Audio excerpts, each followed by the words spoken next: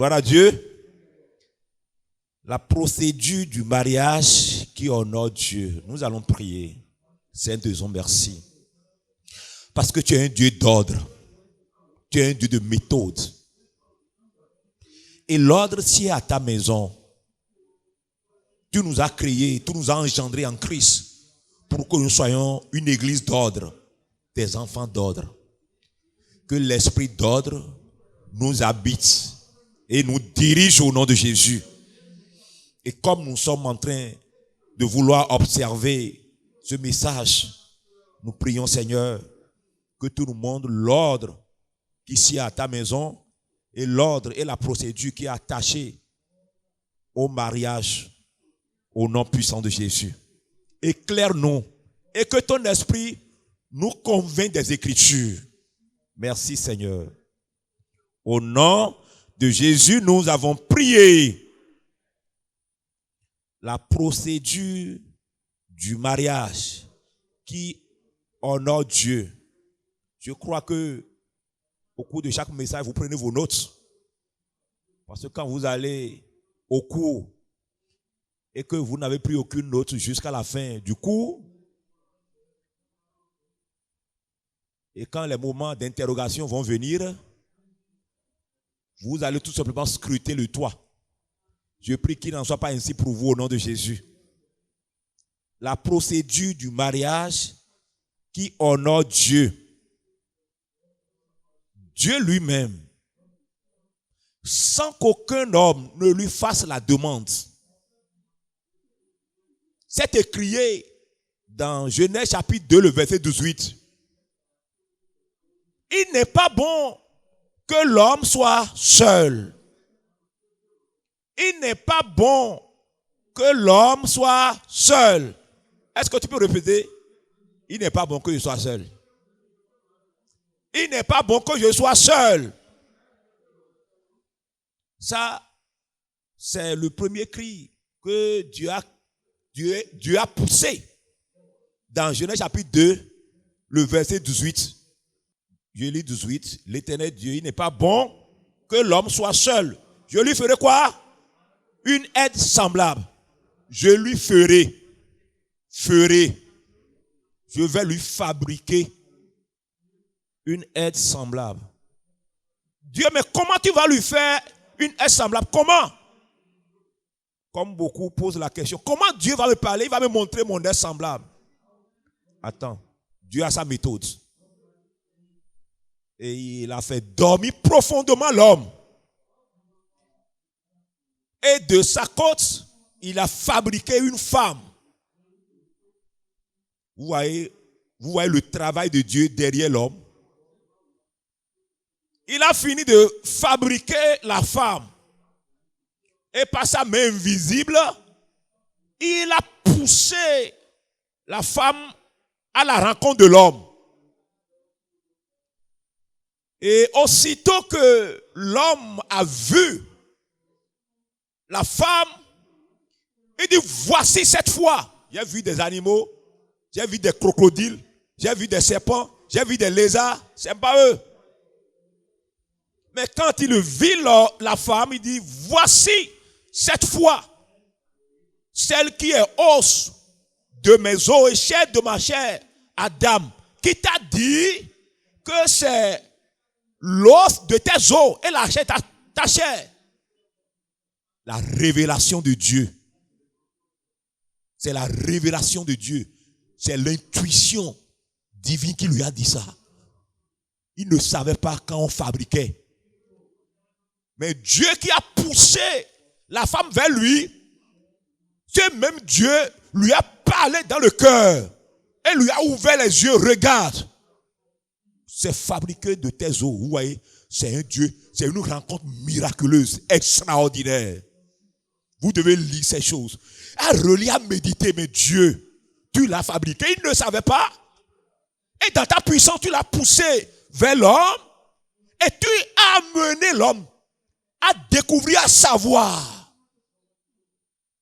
Ne craignez pas. Dieu va vous révéler votre aide. Dieu va vous révéler votre aide au nom de Jésus.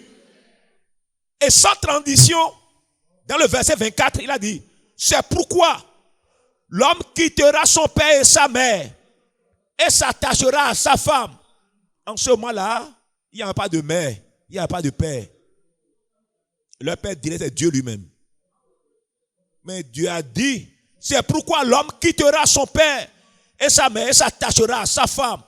Et ils deviendront une seule chair. Cette déclaration solennelle-là, c'est dans cette déclaration que nous avons l'institution du processus ou de la procédure du mariage. Ah. Comment l'homme va découvrir sa femme pour s'attacher à elle. Maintenant, comment l'homme là, comment il va quitter?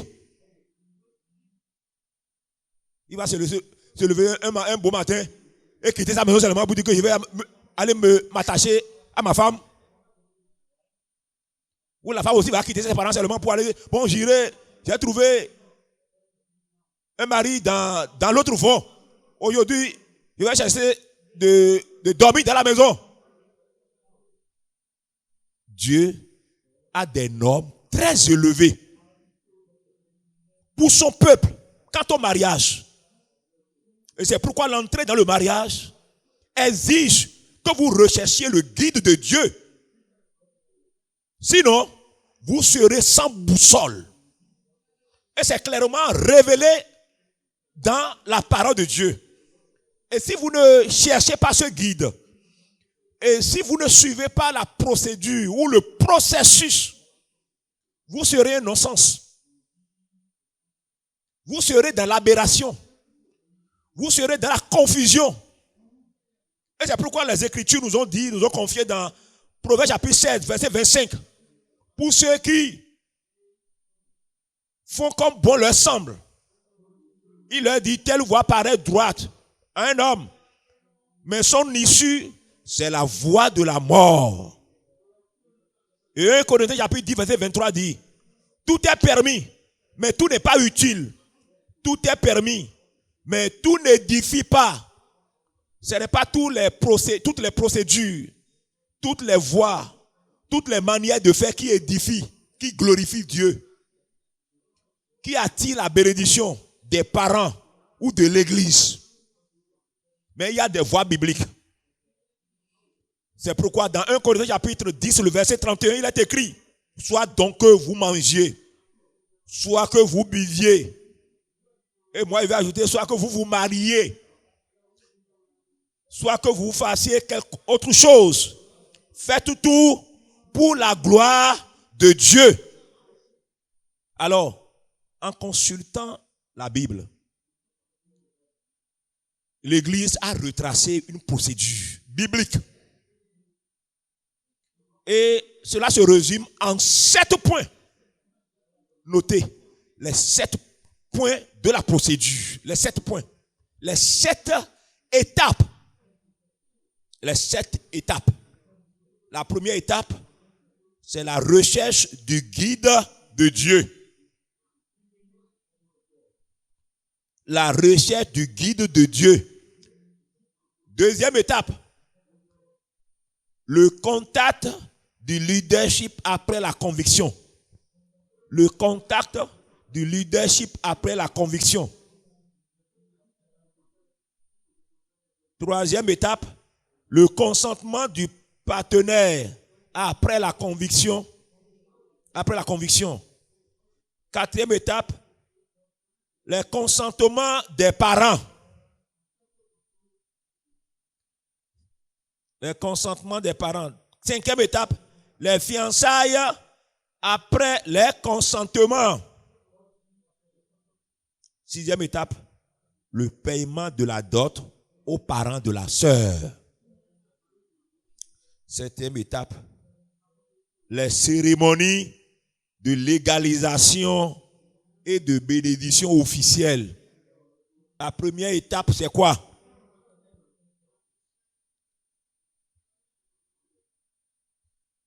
La recherche du guide de Dieu par la prière. La recherche du guide de Dieu par la prière. Prêtez attention. Je voudrais vous révéler quelque chose. Jean chapitre 10, le verset 1, 2. En vérité, je vous le dis, celui qui n'entre pas par la porte dans la bergerie, mais qui monte par ailleurs, est un voleur et un brigand. Verset 2. Mais celui qui entre par la porte est le berger des brebis. Le portier lui ouvre. Le portier lui ouvre. Pourquoi la recherche du guide de Dieu? Mes frères, écoutez. Lorsque quelqu'un reçoit le Seigneur, il donne sa vie au Seigneur. Qu'est-ce que les anges font au ciel? Son nom est écrit dans le livre de vie. Tous ceux qui sont dans la bergerie de Dieu, leurs noms sont écrits dans le livre de vie. Et Dieu, il connaît chaque brebis. Le portier lui ouvre le verset 3. Le portier lui ouvre et les brebis entendent sa voix. Il appelle par leur nom les brebis qui lui appartiennent et il les conduit dehors. Lorsqu'il a fait sortir tous ces brebis, il marche devant elles et les brebis le suivent parce qu'elles connaissent sa voix. Maintenant, lorsque tu es brebis, je suis brebis, et nous avons le berger Dieu, et vous voulez vous marier, vous devez aller chez le berger, propriétaire des brebis. Seigneur Dieu, dans tes brebis, il y a mon aide semblable. Choisis-moi celui qui m'est semblable dans tes bergeries. Et Dieu dit, mon fils, ta requête est enregistrée. Et Dieu va regarder. D'abord, quand tu l'appelles, il dit, c'est qui ça? On dit Gabriel. Regardez Ange pour voir si son nom est dans le livre de vie. Oui. Il est sauvé, il s'est repenti de tous ses péchés. Il n'y a plus de péché, son nom est écrit. Bon, envoie la requête, recevez sa requête. Dieu dit, je viens. Et Dieu promène ses regards insondables. Il regarde. Il connaît la constitution de chacune de ces brebis. Il dit oui. Est-ce que ça correspond à Gabriel? Voilà, je regarde mes brebis, sœurs, femmes, filles, mes filles. Oui, celle-ci lui correspond. Alléluia. Et toi, sur la tête, tu continues de prier, Seigneur. Oh, donne-moi l'une de tes brebis en mariage. D'abord, il va voir ces brebis parce que ton Noël là, il va prendre. Oui. Maintenant, il dit, maintenant comme j'ai fait à Adam, toi tu continues de prier. Il dit oui, je vais choisir, maintenant je vais lui révéler. Et je vais pousser la femme vers lui. Je peux la pousser vers lui dans le rêve ou pas d'autre manière jusqu'à ce qu'il ne remarque que la voici.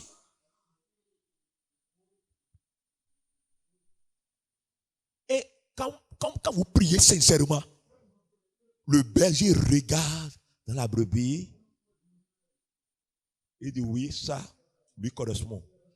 Elle est faite pour lui. Et comme il a fait pour Adam, il va vous rapprocher miraculeusement. Et comme tu es sincère, tu continues de prier, il va pousser la sœur, le frère à faire la rencontre miraculeuse.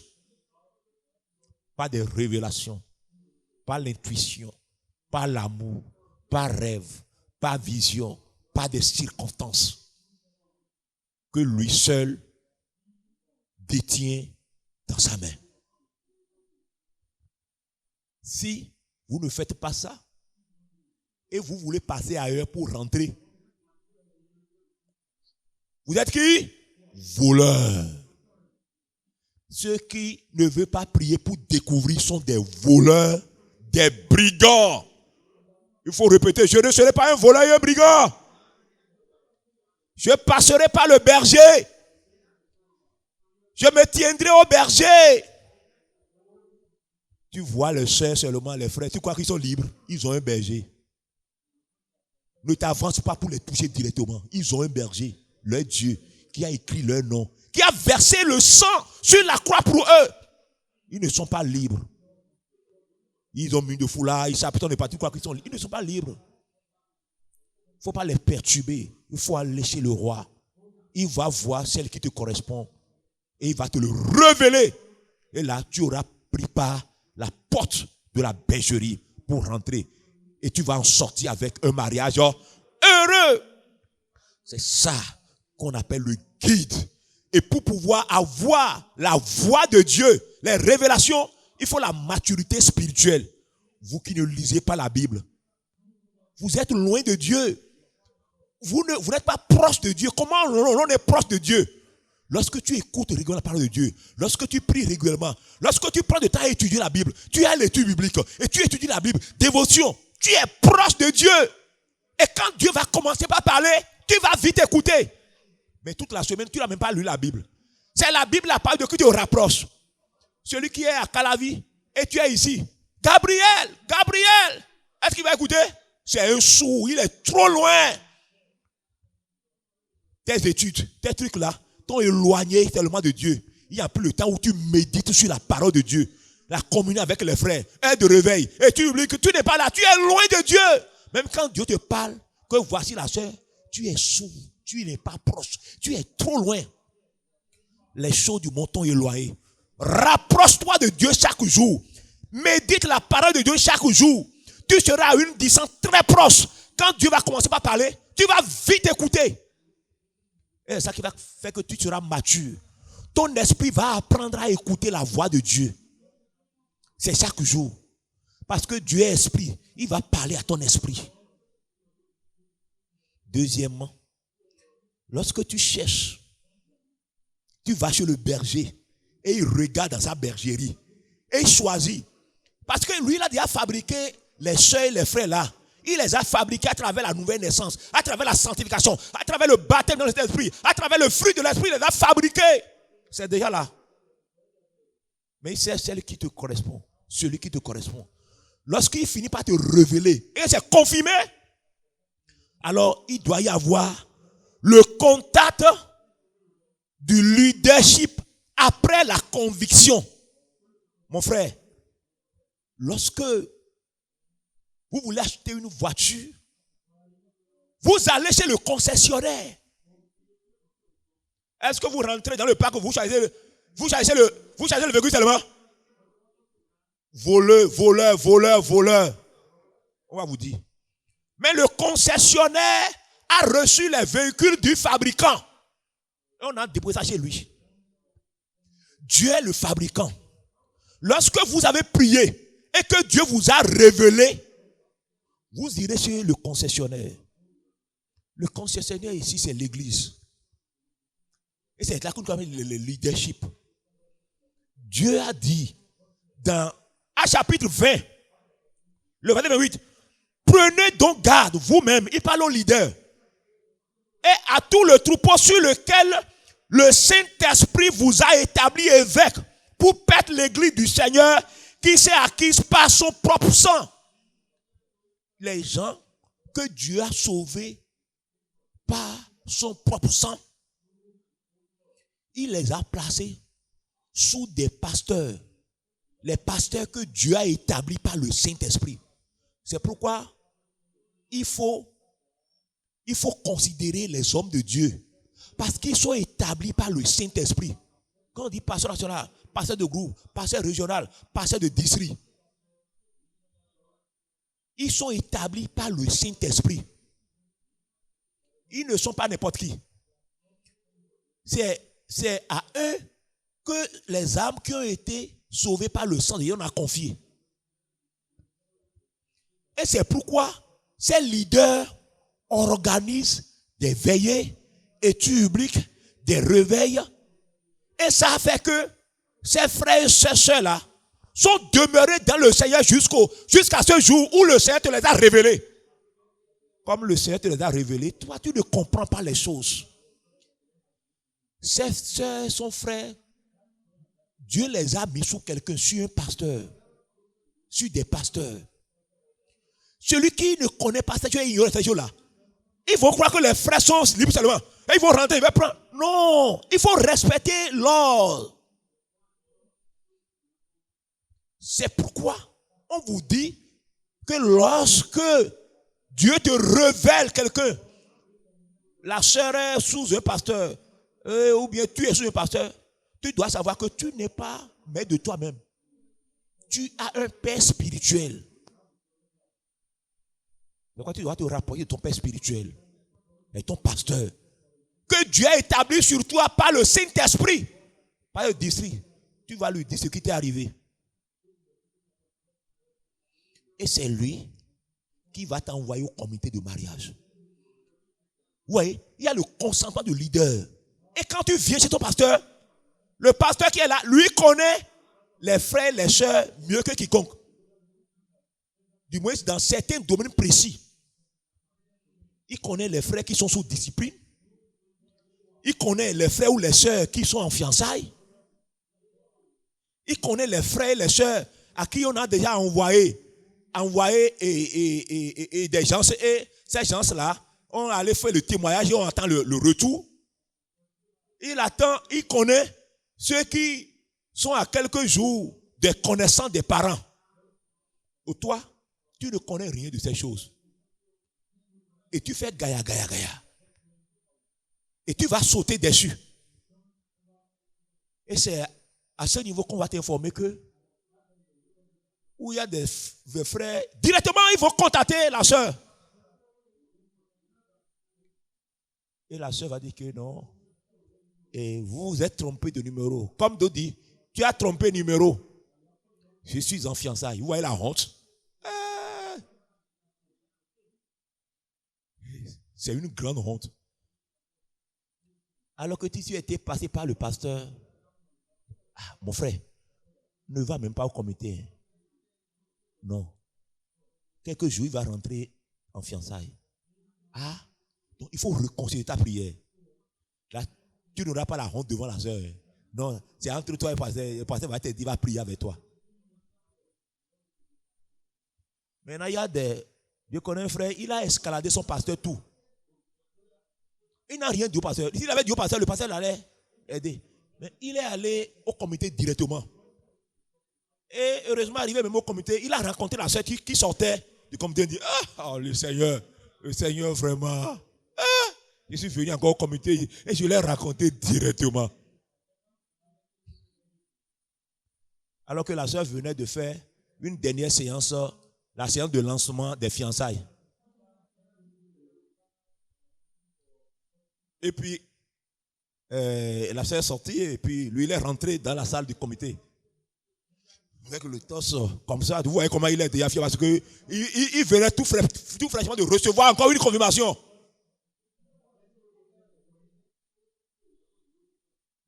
Et puis on dit, quel est son témoignage qu'on ne va pas déballer? Que même tout à l'heure, le Seigneur a encore confirmé ça. Et qu'elle vient la soeur qui vient de sortir avant son arrivée, avant son entrée. Que le Seigneur est merveilleux. Que le Seigneur est merveilleux. Et les gens lui disent que non, le Seigneur est merveilleux pour la soeur parce que la soeur vient de faire sa rencontre et on l'a lancé pour les fiançailles.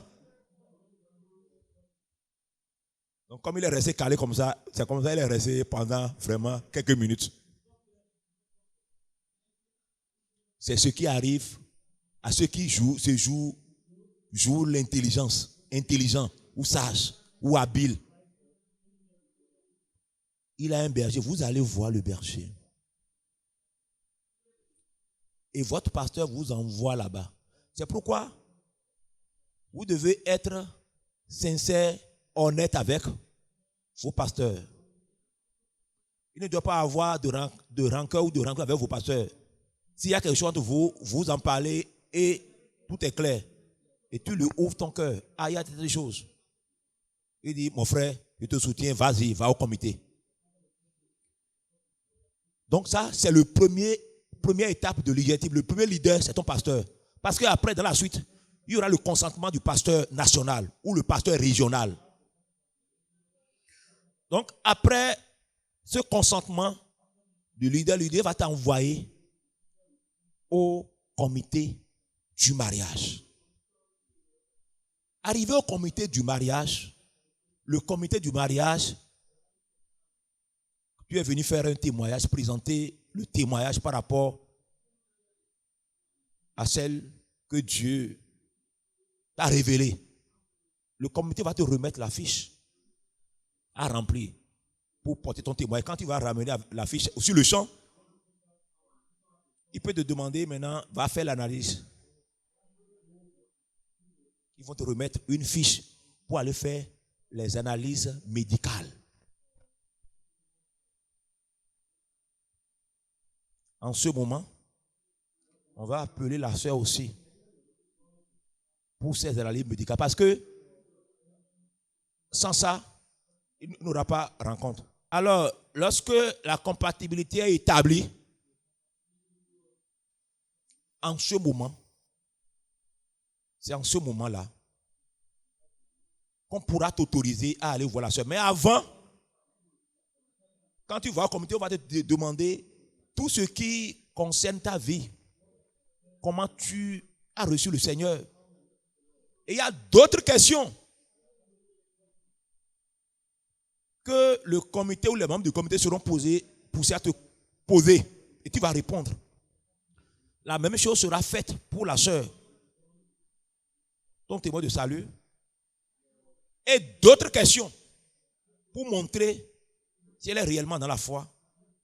Pour montrer si elle est réellement prête. Et la sœur, quand elle est prête spirituellement et sur le plan social et professionnel, elle n'est pas en première année, où il y a d'autres situations qui clochent, où tout va bien, on va lui demander. Parce qu'avant même qu'on lui remette la fiche, on lui a demandé s'il est prêt pour le mariage, s'il a envie de prier, s'il est favorable. Il a déjà dit oui. Donc quand on vérifie tout est prêt, qu'est-ce qu'il a fait? On va lui demander la permission de lui envoyer un frère, un prétendant, si elle est d'accord. Elle dit non, je ne suis pas d'accord, je ne suis pas encore prêt. J'attends. Donc elle doit pouvoir donner des raisons valables. Si ce n'est pas valable, le comité va lui montrer que ces raisons ne sont pas valables, qu'elle est en erreur et va chercher à la convaincre. Si pas fini, elle accepte. Alors là, on va envoyer le frère vers la sœur, vers le pasteur de la sœur, pour que le pasteur puisse arranger, organiser la rencontre pour porter son témoignage. Mais en temps, le comité va lui donner certaines attitudes à tenir, certains comportements à tenir.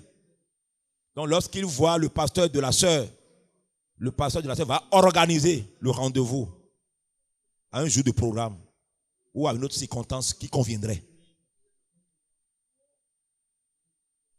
Ah, là, quand ça se passe comme ça et que le frère donne son témoignage, alors là, on va attendre le consentement du partenaire ou de la partenaire. Il faut retenir qu'on peut envoyer, il se peut que c'est le frère ou que ce soit la sœur qui fasse la première démarche. Ce n'est pas seulement les frères qui font pour la première fois. Il se peut que ce soit une sœur qui fasse la démarche. Donc, lorsque le frère porte son témoignage, alors il attend pour le consentement de la sœur. la sœur, on lui donnera le temps pour prier et donner sa réponse. Mais si on faisait les analyses, quand on faisait les analyses, et qu'on découvre qu'il n'y a pas compatibilité,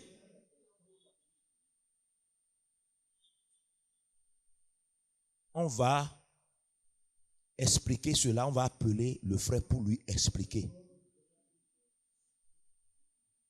que clairement qu'il n'y a pas compatibilité entre vous et la sœur, de reconsidérer sa prière. Bon, dans certains cas, il y a d'autres qui disent non, je crois, je peux aller, je vais prier pour que ça chante, tout ça là. C'est des choses possibles. On dit, ok, va prier, on lui donne le temps, il prie et on revérifie les choses. Parce qu'il y a des hommes de foi qui veulent prier pour que les choses changent.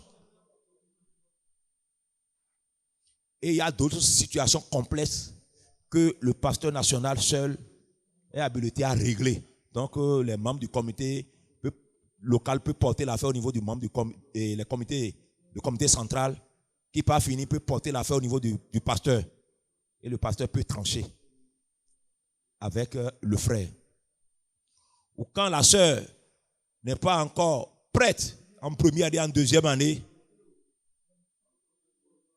le comité saura expliquer au frère ou à la sœur si c'est réellement la volonté de Dieu de poursuivre sa prière. Des fois, il y a des situations qu'on n'est pas en droit de clarifier au frère au sujet de la sœur. Et on pourra lui dire, mon frère, continue à prier.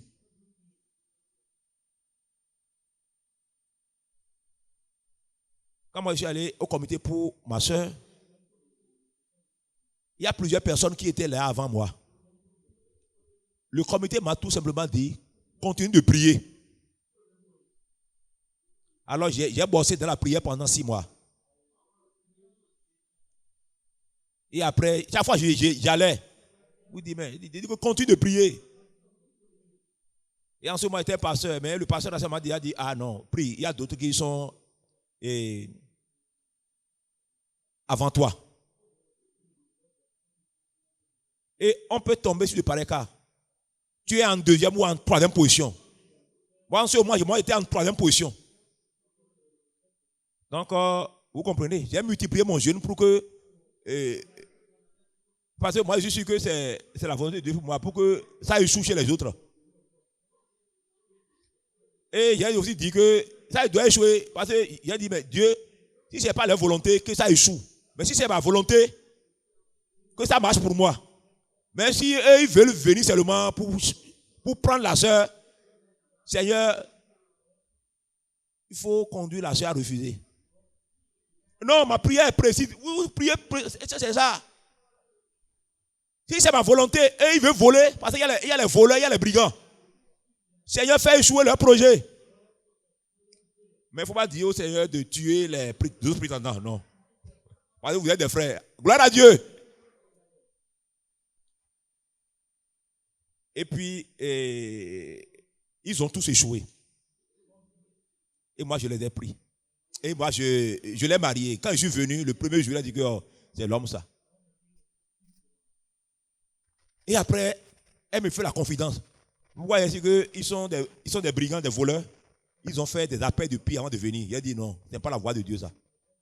Si Dieu t'a parlé, il y a le test de la patience. Tu dois patienter jusqu'à passer par la voie normale avant de venir. Mais ceux qui t'ont présidé là, ils ont fait, il y a des gens qui m'ont rendu visite la veille ou avant-veille. Il y a d'autres qui m'ont envoyé des messages, tout ça là, pour faire des trucs, pour annoncer leur arrivée. Et il a dit, ça c'est pas la volonté de Dieu, ça. C'est comme ça qu'eux, ils ont échoué. Mais moi, elle ne savait même pas que c'était moi. Je suis venu. Et là, elle a ouvert son cœur. Gloire à Dieu. Gloire à Dieu. Quand vous priez, Dieu va combattre pour vous. Ne combattez pas par les SMS. Ne combattez pas par les visites. Ne combattez pas par les sapes. Combattez dans la prière. Et vous allez enfanter un foyer par la prière. Alléluia. Donc il peut arriver des cas où vous êtes en plusieurs positions, on vous dit d'attendre. Quand on dit à certains d'attendre, ils se découragent. Quand tu les vois, ils ont les visages rouges. Il y a des gens qui ne prient pas. Parce que celui qui prie, quand il sort, il a le visage rayonnant. Il est rempli de foi. Il dit tôt ou tard, c'est pour moi. Ça arrivera, ça viendra. Ça, c'est les hommes de prière. Ils prient pour accélérer les choses. Il se plaît seulement. Mon dossier est dans le comité. Je ne sais pas pourquoi. Il ne prie pas. Parce qu'il y a des choses que le comité ne peut pas leur expliquer. Parce que le mariage, c'est un acte spirituel. Vous devez prier quand vous dites d'attendre. Maintenant, quand tout va bien et qu'on arrive à l'étape de la sœur, ça c'est la troisième étape, le consentement du partenaire après la conviction. Tu lui as fait ton témoignage. Et le jour du témoignage, ça c'est le jour qu'on te donne de courtiser la sœur. Gloire à Dieu. C'est le jour qu'on te donne de la courtiser. Avec ton témoignage. Tu la bases, c'est pas aller raconter des blabla. Tu la courtises sur la base de ton témoignage. Si tu te présentes, tu es bien présentable. Ah, c'est ton jour. Hein. Gloire à Dieu. Tu es bien cravaté, présentable. Parce que tu vas rencontrer la femme de ta vie. Comment? Tu vas pas, mais il ne faut pas t'habiller extrêmement ou dépasser les normes aussi. Hein.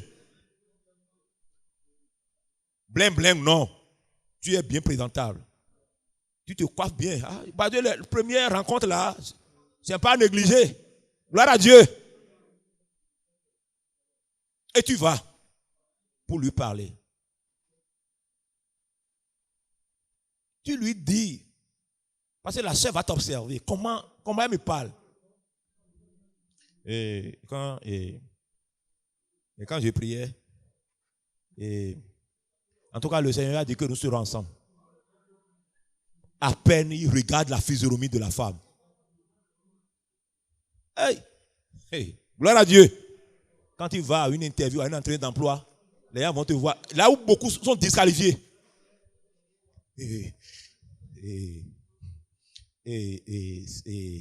Non. Parle. Si tu considères que c'est ta femme, la future épouse, gloire à Dieu. Mais tu es toi-même. Sois toi-même ce jour-là. Et regarde-la. Et parle-lui de ce que Dieu t'a dit la concernant. Tu l'abordes, tu la salues. Et tu lui dis ce que Dieu t'a dit. Comment tu es allé à ton pasteur, il t'a envoyé. Et maintenant, qu'est-ce que Dieu a dit? Comment Dieu te l'a révélé? Et voici comment Dieu a dit. Et voici la confirmation que j'ai reçue. Voici la deuxième confirmation. Voici la troisième confirmation. Et j'ai conclu que certainement que tu es os de mes os, chair de ma chair. J'ai la conviction que nous sommes destinés l'un pour l'autre. Alléluia. Alléluia. Mais tu parles. Tu dois parler. Parce qu'il y a des gens, quand on les envoie chez la sœur, ils fuient d'abord. Ils disent que non, pasteur, je ne suis pas prêt. Attends, je ne suis pas prêt. Oh. Vraiment, il va comment il va faire. Non, ça te joue. Tu dois être fier. Si tu es convaincu que c'est elle, tu vas lui montrer dans tes propres même ta conviction. Parce que là, c'est la voie officielle pour parler à la femme. Quand on passe par les gloglos, on a peur qu'il vienne. Non. On vous donnera même une salle. On vous donnera des chaises assez, vous pouvez parler. Il faut dire, je vais parler. Je vais parler. Gloire à Dieu. Donc quand tu parlais que tu as laissé la sœur prier, ne la perturbe pas. Il se peut que ça ne soit pas la volonté de Dieu.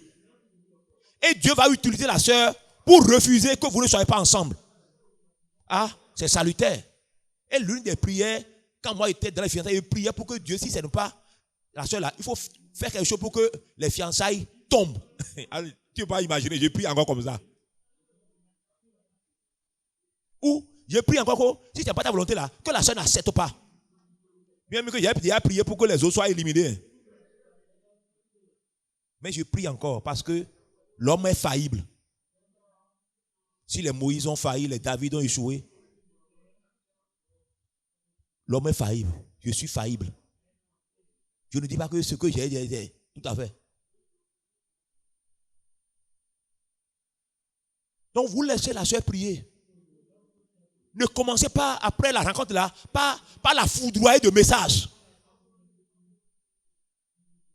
Ne commencez pas à lui envoyer des choses.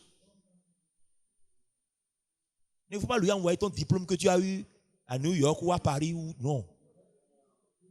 Ne lui envoie pas ta fille de paix, ton salaire. Non. Pour détourner, pour l'empêcher de prier. Tu n'as pas besoin de faire ça. Ne lui envoie pas de cadeaux. La fête des mères. Et ça tombe sur la fête des femmes ou bien la fête. Puis tu envoies cadeau.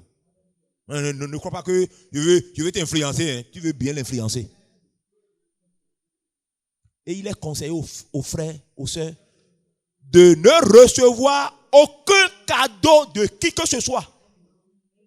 Sinon, tu es acheté. Tu es vendu. On dirait ça, tu t'es vendu. Ne prends aucun cadeau. Et la stratégie, quand quelqu'un t'envoie dans cette situation un message, il ne compte pas envoyer un message, il ne faut pas lire les messages. Il faut sermonner la personne. S'il te plaît, est-ce que tu peux me laisser prier? C'est bon. Ne recevez pas le cadeau. S'ils envoient un message et que vous ouvrez quoi, que quelque chose, et des salutations, des trucs, n'ouvrez plus. Fermez la porte et priez jusqu'à la fin. Parce qu'il y a des gens, c'est la volonté de Dieu, hein, mais eux-mêmes, ils détruisent tout. C'est bien la volonté de Dieu, mais ils détruisent tout. Si c'est la volonté de Dieu, laissez la place à la sœur de prier. N'envoyez pas cadeau. Ne cherchez pas à le séduire par vos profils. En mettant des sapes extraordinaires. Des photos extraordinaires. Il y a une photo où derrière on a mis Paris. Et tu es resté, c'est une banderole. Et tu es resté sur Paris. Et tu as mis Paris, photo avec Paris sur ton profil. Hey! Il va à Paris. Alors qu'il est à Calavi. Il est à Calavi.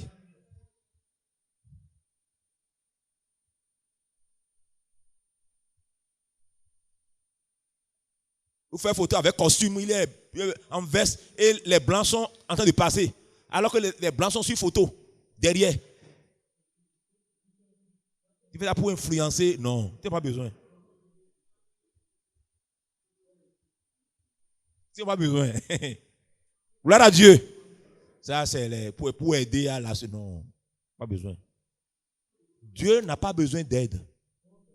Est-ce que Adam lui a demandé quelque chose? Non. Est-ce que Adam connaissait Ève avant? Non. Adam ne connaissait pas Ève avant. Vous allez vous connaître. Cherchez pour que Dieu te parle d'abord. Les temps des fiançailles sont là. Ce n'est pas encore le mariage. Tu vas découvrir certains aspects de la femme ou de l'homme. N'ayez pas peur. Mais laissez Dieu vous parler. Ayez un cœur vierge. Ne perturbez pas les sœurs. Laissez-les. Ne perturbez pas les frères. Ou c'est la sœur qui a été envoyée pour la première fois. Ne la perturbez pas. Et Dieu va leur parler. Et dès que Dieu parle au frère, Dieu parle à la sœur, et que la sœur est d'accord, alors la sœur ou le frère ira voir son pasteur. Ah, l'homme qu'on m'a envoyé, j'ai prié. Et le Seigneur m'a dit de lui dire oui. Il peut ne pas faire le témoignage parce qu'il est arrivé au comité. Bon, ton pasteur va t'envoyer au comité. Ok, d'accord. Si tu es sûr que le Seigneur t'a accompagné. Parce que dès qu'on a envoyé le frère, le pasteur aussi a commencé par prier pour sa brebis. Seigneur, accorde-lui la grâce. Si c'est la volonté de Dieu, aide-le, aide-la. Le pasteur aussi est en train de prier. Ton pasteur, il me dit à qui tu as dit, il veut au comité, il a te soutenir dans la prière. Sans que toi tu le saches, parce qu'ils ont eu ces consignes-là. Donc il va t'envoyer au comité. Et tu iras rencontrer le comité pour lui faire ton témoignage. Comment Dieu t'a parlé pour que tu lui répondes oui ou non. Tu ne pourras pas dire non s'il n'y a pas, Dieu ne te révèle pas. Dieu doit te dire quelque chose. Il y a des soeurs qui viennent. Non, je ne veux pas. Ou il y a des soeurs ou des frères qui vont chez des soeurs et dès que le frère finit de parler là, on dit ouais, nous sommes ensemble. Tu es pour moi. Non. Même si tu étais déjà convaincu et tu avais déjà eu le témoignage du frère, quand on l'envoie, il faut savoir raison garder. On attend la réponse de certaines sœurs. Dès que le frère est venu, elle a déjà dit oui depuis. Elle dit, mais sœur, nous t'attendons ta réponse, non? Ah? Yo? Moi, j'ai déjà dit oui au frère depuis.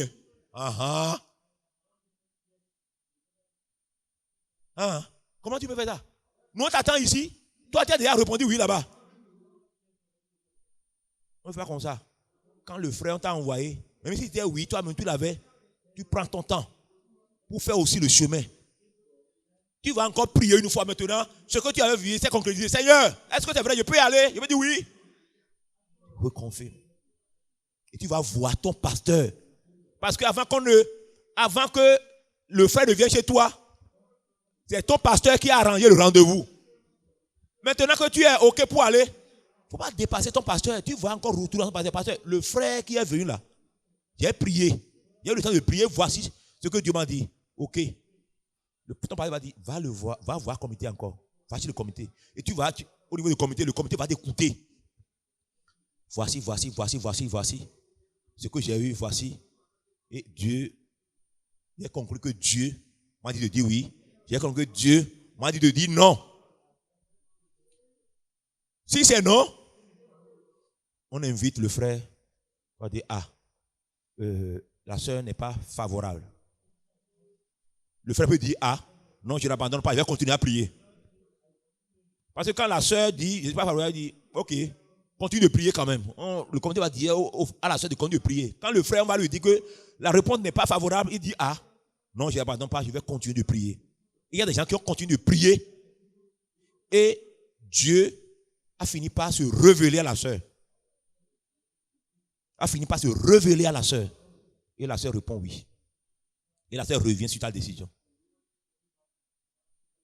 Ou le frère dit, OK, je prends acte, je vais réorienter ma prière. Mais quand la sœur dit oui, alors on fera leur dossier. Là, on va rencontrer les deux personnes. Donc quand la sœur dit oui, on va renvoyer la sœur chez le pasteur, d'abord chez le pasteur du frère, et il ira faire son témoignage à la sœur. Et au frère qui lui a fait premièrement le témoignage, tu iras dire au frère que je suis d'accord.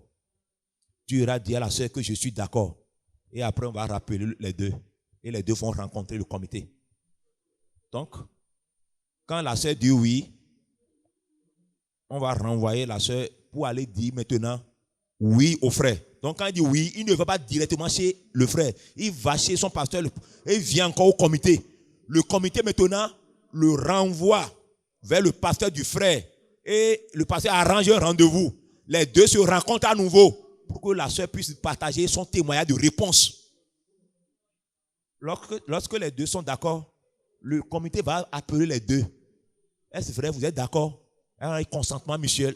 Le consentement mutuel est scellé en ce moment-là. OK, on va les ordonner. Ils vont aller rencontrer le pasteur national ou le pasteur régional. Et le pasteur régional va ou le pasteur national va les recevoir. Si c'est ici, c'est le pasteur national qui va vous recevoir, vous deux, pour sous-peser les choses.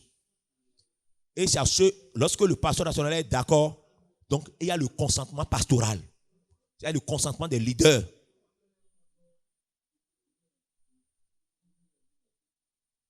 Gloire à Dieu.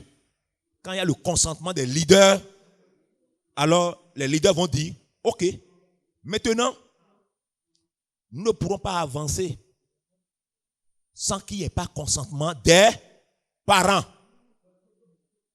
Dieu a dit, honore ton père et ta mère. C'est des gens, s'ils ne t'ont pas élevé, quand tu étais bébé, ils n'ont pas fait le travail qu'ils devaient faire, tu ne serais pas là. Ils ont investi en toi. Ils attendent de toi. On ne peut pas leur voler leur fille, leur voler leur fils. On doit avoir les consentements des deux parents. Donc, lorsque le pasteur national valide le dossier, alors vous retournez à votre comité local là-bas. Le comité local où vous êtes allé, Asile, Akpakpa, Godomé, Étoile, eux, ils vont maintenant vous aider à organiser le consentement des parents. Donc, chacun des prétendants qui sont maintenant consentants chacun ira voir ses parents pour lui maintenant narrer le projet. Il va rassembler son papa et sa maman pour dire, papa, maman, vous m'avez mis au monde, j'ai été à l'école et je suis devenu ce que je dis. Maintenant, l'heure est venue et par la grâce de Dieu, je veux rentrer dans le processus du mariage. Donc tu partages ce qui s'est passé avec eux pour gagner leur consentement. Donc tu les appelles, tu partages ton témoignage. Voici ce qui s'est passé. Maintenant, je ne peux pas, c'est vous qui m'avez mis au monde, je ne peux pas aller loin si vous n'êtes pas d'accord et que vous ne donnez pas votre accord à l'homme. Donc il faudrait que la cérémonie de votre consentement soit organisée. Et tu vas décrocher l'accord des parents. Ils vont te donner une date. D'abord, on a la date de la sœur. Les parents de la sœur donnent la date. Et les parents du frère se plient à cette date. Parce que les rencontres sont organisées de part et d'autre. Et on ira d'abord chez la sœur. Les parents de la femme ou la délégation du frère et le frère même iront rencontrer les parents de la sœur. Mais l'équipe officielle qui va diriger la séance, l'équipe sera composée des gens que ton pasteur va choisir. Ils vont diriger la séance. Quand on aura fini ici, on ira aussi chez les parents de l'homme. Et là, il y aura la connaissance et le consentement. Ils vont connaître qui es-tu. Il est d'où. Il a fait quoi dans la vie. Ils sont d'où. Au moment de faire connaître, échanger des informations sur vos familles. Et c'est en ce moment-là que le consentement est décroché par la signature du papier de consentement. Ici, le papier de consentement est signé. Les parents de la sœur signent, les parents du frère signent. Et on fait un rapport au comité maintenant, accompagné des papiers de consentement, parce qu'il y a un formulaire de consentement qu'on va vous remettre. Lorsque c'est fait, et que vous avez fini les cérémonies, vous avez ces papiers de consentement signés, vous retournez avec le comité. Ils vont mettre ça dans vos dossiers et envoyer le dossier au comité central. Le comité central va vous recevoir pour maintenant lancer vos fiançailles. Donc, et vous viendrez au comité central qui a déjà reçu votre dossier. Et le comité central, avant ça, on va vous demander le lieu où vous aurez vos rencontres. La maison où il y a des enfants qui circulent. Vous pourrez faire les rencontres de fiançailles. Quand vous venez au comité central, le comité central vous donnera les consignes, les papiers, la documentation qui contient les thèmes inexhaustifs qui feront l'objet de vos discussions. Et c'est de là qu'on lance vos fiançailles. Et on marque la date. Le compteur est lancé pour les fiançailles. Et pour les fiançailles, c'est le moment, ça c'est la 5e étape, c'est le moment où vous posez les gemmes de votre foyer futur. Et c'est aussi le moment où l'on se découvre, la découverte de l'un et de l'autre. Et c'est encore un moment pour confirmer si c'est réellement la volonté de Dieu. N'oubliez pas, en ce moment, les tests de la confirmation de la promesse, les tests de patience, ça se voit là. Voici le frère est patient.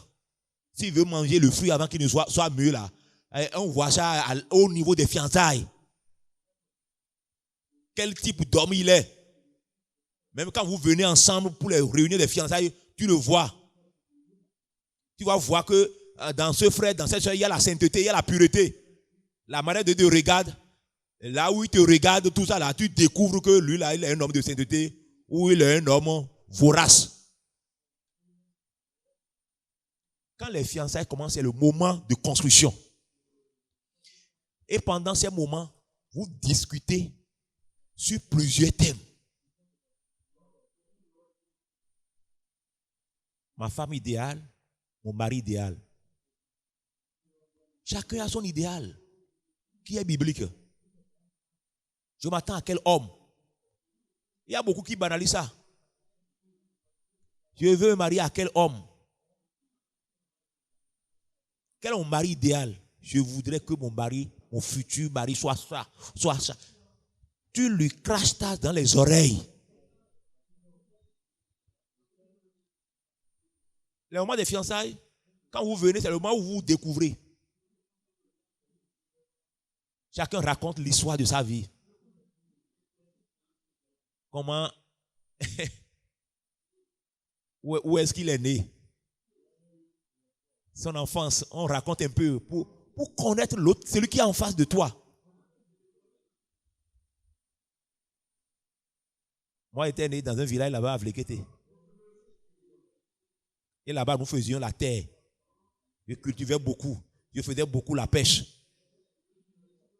Je jouais beaucoup le ballon, le football. Mais je labourais beaucoup. Et il y a des scènes, des histoires amusantes de l'enfance. Quand j'allais me laver au puits, je n'allais pas avec serviette. Au retour, je garde mon caleçon en main et c'est le vent qui me sèche.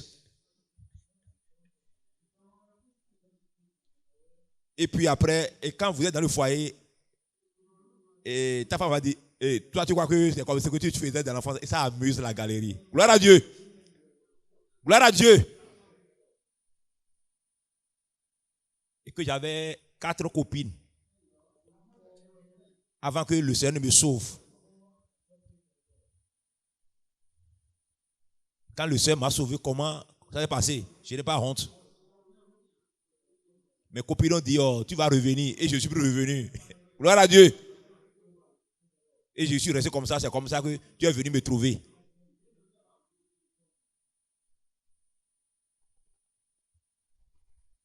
Et dans mon enfant, il était turbulent. Gloire à Dieu. Je cherchais beaucoup querelle. Vous voyez? Et on mangeait beaucoup. On mangeait agbeli. Les agbeli là. On mangeait beaucoup. Ah? Tu aimais agbeli. Gloire à Dieu. Gloire à Dieu. Ça permet de connaître celui qui est en face. Quels sont les mecs que tu aimes? C'est dans la découverte de soi. Ah? Moi, je ne sais pas préparer agbeli. Donc, cet homme-là, il aime manger agbeli. Il faut que je ne commence pas à me former en même temps avant notre foyer. Gloire à Dieu. Donc, c'est la découverte. Et c'est le temps d'observation. On observe l'autre. Et on est à l'affût des informations de l'autre. Est-ce que c'est une bonne femme? C'est là, tu as les yeux ouverts. Tu auras les yeux ouverts. C'est l'étape d'avoir les yeux ouverts maintenant. Il est qui? Quand on lui dit des choses, on fait des discussions, mais comme il te fasse vite. Est-ce qu'il est mûr? Est-ce qu'il est émotionnellement bien ou bien? Quand on fait petit tout là, il pleure. Et il pleure, je dis quand on ne pleure pas. Il tait. Il n'est même pas mûr émotionnellement. Il est ému jusqu'à il pleure rapidement. Ou psychologiquement, il est vite déstabilisé. Il y a des fois, des soeurs, on en voit voir des trucs qui sont déstabilisés. Ils ne sont pas psychologiquement mûrs. Tu vas voir sa maturité émotionnelle, psychologique. Et on va diriger la prière. Tu vas voir que c'est une femme qui prie. Il donne deux requêtes. Et la troisième requête ne vient plus. Hey! C'est quelle femme là? Il peut conduire nos enfants dans la prière. Tu vas voir tout ça là. Si c'est un homme qui connaît la parole de Dieu. On a commencé les fiançailles il y a 3 mois. Il n'a même pas ouvert un passage. Les prières, il dit seulement. Il n'ouvre pas même pas un passage biblique. Est-ce qu'il est mieux spirituellement? Il dit la connaissance biblique. Ça, c'est le checking. On vérifie, on voit quel type d'homme. Et vous discutez sur les thèmes de l'argent, la gestion des parents, des beaux-parents, la célébration, quelle forme vous voulez donner à votre célébration de mariage. Tout ça là, pendant 6 mois au minimum, ou 9 mois plus tard. Si les fiançailles sont concluantes. À chaque mois, vous devez donner des rapports. Et à la fin, vous donnez un rapport global. Le comité, chaque mois, les membres du comité vous interrogent, vous aident. Et puis à la fin, vous êtes allé chez le pasteur pour faire rencontre, interview, post-fiançailles. Et c'est ça qui va vous lancer dans les phases fatidiques. Et quand le pasteur vous rencontre, ça veut dire qu'on peut déjà lancer la date. Cela vous dit qu'en temps, on a commencé par sonner la lampe pour que vous soyez prêts. On reçoit les premiers jours déjà la liste des dots qu'on amende. Et cette liste des dots, c'est au début des fiançailles. Et le frère commence à se préparer. Et quand vous demandez la dot à vos parents, vous-même, vous regardez pour voir si la liste, s'il y a des choses qui ne sont pas interdites. Et vous négociez en même temps pour que les gens enlèvent avant que vous n'ameniez ça même au comité. Et là, quand le comité voit la liste, il voit que vous avez fait un travail. Mais là, les soeurs, ils amènent des trucs de sorabi, des trucs de hankpatre, et tout ça là, ils amènent dans leur liste. Vous devez savoir. Et vous devez savoir votre identité. On l'a dit hier, que vous êtes chrétien, que dans votre église, il n'y a pas à faire de sorabi, et on ne donnera pas de l'argent pour prendre en lieu et place. Jamais. Vous devez être regardant et vous devez être dynamique pour négocier, pour convaincre, pour qu'on enlève de ces choses de la liste. Dès que les fiançailles sont concluantes, alors on va ouvrir la phase pour le paiement de la dot. Et pendant ce temps, on a déjà vérifié les éléments de dot sont prêts. Et puis, avec les parents et avec vos passés à l'église, on lance le jour de la dot. Et déjà, il faut savoir que le jour du mariage serait déjà lancé en ce moment. Et par rapport à ça, tout est chronométré. Et vous lancez la dot. Et la dot, vous êtes accompagné. Il y a une délégation de l'église qui vous accompagne avec des frères. En ce moment-là, c'est encore plus pompant.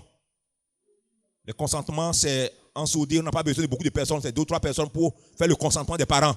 Parce que rien n'est encore gagné. C'est le moment d'observation. Maintenant, quand les fiançailles sont concluantes, alors on n'est plus convaincu. Et c'est en ce moment-là qu'on dit, oui, vous pouvez danser pour accompagner les éléments de la dot, pour la dot. Oui, parce qu'on n'est plus content, oui.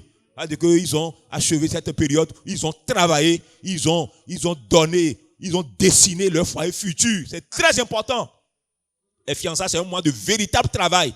Vous faites des recherches sur les thèmes et vous voyez, vous comparez, vous recherchez ce qui est bien pour votre foyer futur. Et lorsque la dot est faite, la dot doit être faite avant qu'on aille dans les cérémonies de légalisation et de bénédiction officielle. Il y a le mariage civil qui suit la dot. Quand vous allez faire le mariage civil, on va vous demander là-bas si vous avez déjà doté. C'est une condition. Donc vous devez aller là-bas quand vous allez au niveau de la dot et que la dot est finie, au niveau du mariage civil, on va vous demander. Donc le mariage civil est annoncé et on affiche vos noms pendant au moins 2 semaines pour voir si vous n'êtes pas marié à quelqu'un que vous êtes en train de cacher. Il y a des gens qui ont des femmes où derrière, ils cachent ça. Mais quand on affiche publiquement, ça permet aussi de déceler cela. 3 ou 4 semaines à l'avance aussi, à l'église, on publie. Les frères dont les noms suivent, ont prié contre la volonté de Dieu dans le mariage. C'est pour voir s'il y a des gens qui ont des dossiers. Tel frère, il a femme. Je le connais, il a femme quelque part. C'est ça qu'on appelle les bas d'opposition. On ne va pas te dénoncer. Hein. Tu iras dénoncer au pasteur, mais on ne va pas t'afficher. Et tu vas donner les preuves. Les personnes, le village, ne cachent pas. Avant qu'il ne soit trop tard. Donc, s'il n'y a pas d'informations contradictoires, pendant 2 semaines, pour la mairie ou les arrondissements, ils vont célébrer votre mariage civil. Et vous devez apporter le papier du mariage civil au comité central pour approuver que votre date est confirmée. D'abord, la dot confirme la date et le mariage civil vient confirmer. Sans la dot, il n'aura pas de mariage civil. Et sans le mariage civil, il n'aura pas de mariage religieux. Dès que le mariage civil est confirmé, alors nous passons à la cérémonie du mariage religieux. Et c'est là que vous aurez la bénédiction des représentants du Dieu Tout-Puissant, le berger, qui vous a donné sa fille ou qui vous a donné son fils. Et cela est organisé. Et le comité de mariage vous dictera la procédure, les choses à faire et les choses à ne pas faire. Pour les femmes, vos habillements doivent être modestes et contrôlés pour cela par la coordinatrice nationale des semaines à l'avance. Et le comité va recevoir plusieurs fois les prétendants, les futurs mariés et leurs témoins. L'habillement des témoins aussi sera vérifié pour voir si c'est correct. Quand l'habillement est validé, vous ne devez pas aller changer ça le jour-là. Sinon, si vous changez ça le jour où on voit un autre habillement que vous avez porté, on va vous arrêter à la porte de l'église. Vous n'allez pas rentrer dedans. Et on ne va pas célébrer votre mariage. Parce que vous démontrez que vous n'êtes pas sérieux, vous êtes un hypocrite. Et vous ne méritez pas ce mariage-là. Dans ce processus, le comité ne travaille pas, ou dans la procédure, il n'y a aucune place pour les filles ou les garçons d'honneur. C'est seulement les témoins. Mais nous avons vu des événements où les filles d'honneur ou les garçons d'honneur sortent avec des habillements que personne n'a contrôlés. Et c'est eux qui restent devant. Il n'y a pas ça. Les témoins seuls sont derrière. Les filles d'honneur ne sont pas dans la procédure. Et le comité de mariage ne les rencontre même pas. Parce qu'ils ne sont pas dedans. Les témoins seuls. Donc ceux avec qui on n'a pas travaillé, ils ne doivent pas ressortir après. On ne les connaît pas. On ne connaît pas leur témoignage. Leur vie, on ne connaît pas. Et il peut y avoir des manipulations sataniques à ce niveau. Et des attaques à ce niveau si vous ne savez pas faire. Donc, vous devez être prudent. C'est ce que le comité a recommandé que vous suivez. Dieu lui-même est devant vous. Et nous sommes derrière. Gloire à Dieu. N'allez pas chercher des personnes, des intrus dans le processus. Ça, c'est très important. Et votre mariage doit refléter la gloire de Dieu. Vous devez donner gloire à Dieu et non gloire aux hommes. Il y a des choses interdites. Fille d'honneur, garçon d'honneur, non. Il n'y a pas. La coupure du gâteau, non. Vous pouvez faire votre gâteau au même titre que les autres repas et les partager au même titre que les autres repas. Garde le gâteau, coupe-le, donne-lui à manger, serré, donne-lui la bouche. Jamais. Ça, c'est ça qu'on appelle la coupure du gâteau. Ça, c'est mondain. Ça provoque la chair. Il y a des célibataires qui sont là, qui viennent au mariage, à votre mariage, et ils repartent avec la chair provoquée. Ça veut dire que votre mariage a terrassé beaucoup de gens dans l'impureté et l'impudicité. C'est ce que ça veut dire. Vous provoquez leur chair. Donc nous devons faire des choses qui conviennent au Seigneur. C'est pourquoi nous refusons la coupure du gâteau. Où on dit des choses qui excitent la chair. Les célibataires, les nouveaux convertis, ceux qui ne sont pas encore prêts pour le mariage, ils sont tous là. Le Seigneur va nous aider et nous allons suivre les instructions. Lorsque nous suivons les instructions, alors nous rentrons dans un foyer heureux, sans condamnation, sans incrimination, avec la gloire et la puissance de Dieu. Que Dieu nous accorde la grâce d'être des obéissants au nom de Jésus. Nous allons baisser la tête de la prière. Nous allons demander au Seigneur que le Seigneur nous accorde la grâce de suivre la procédure, d'obéir au Seigneur, de ne pas passer par ailleurs, de passer par la porte de la bergerie, de passer par Dieu, de passer par le leadership, sur qui les brebis ont été établis sur les brebis. Vous ne pouvez pas les briguer ou les dépasser, alors que Dieu, par le Saint-Esprit, a établi ces bergers sur les brebis. C'est pourquoi vous devez voir le pasteur et aller chez le pasteur national pour avoir le consentement pastoral. Vous ne devez pas briguer l'étape ou violer l'étape des consentements des parents. Les parents investissent dans leurs enfants. Vous ne pouvez pas les prendre sans leur consentement. Il n'aura pas de fiançailles sans le consentement. Tu ne dois pas aller directement voir la sœur. Non. Ils sont dans une bergerie où il y a Dieu, où il y a les bergers, les pasteurs qui sont là. Obéis. Réussis au test de la patience, de la promesse. Réussis à tous les tests de confirmation pour rentrer dans un foyer heureux. Au nom de Jésus, nous avons prié. Seigneur, disons merci pour nous avoir exaucés. Parce que nous croyons que tu nous as éclairés. Et nous allons garder ces enseignements au nom puissant de Jésus. Bénis-nous dans la suite du programme. Au nom de Jésus, nous avons prié. Amen.